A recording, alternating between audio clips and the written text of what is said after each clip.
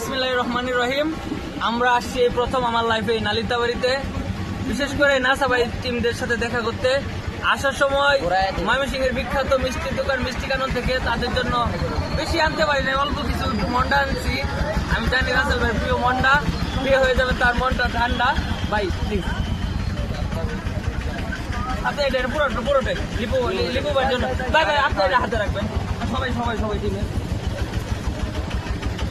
আর আরেকজন ভাই কোথায়? ওই বাইরে কোথায়? ডাকবেন সবাই। দোকানদার ভাই কই? দোকানদার ভাই ওই যে আসল ভাই যে টিমের আর দুজন বাকি দুজন আছে, ওই দুজনের জন্য আমি দিয়ে দিলাম। আরেকটা আপনার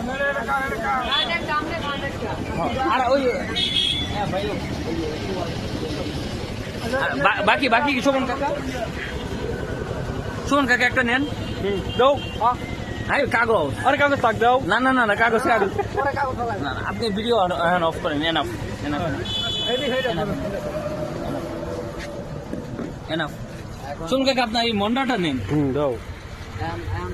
আপনি আপনি আপনি আপনি রাসেল ভাইয়ের পাশে বসেন একটু। রাসেল ভাই আপনার এখান থেকে একটু খাওয়াই দেন না, একটু একটু একটু কামড়তে ভাই। আচ্ছা মুখের কাছে ধরুন।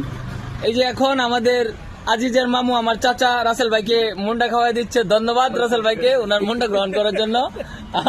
আমরা অনেক খুশি। মানে বার্কিং ডগ সেলডম বাইট, যত করছে তত বলছে না। আমাদের এলাকায় অনেকজন বলছে রাসেল ভাইরা নাকি আমাদের সাথে মিটই করবে না। আইসা ভিন্ন কথা দেখতেছি, বাপরে বাপ।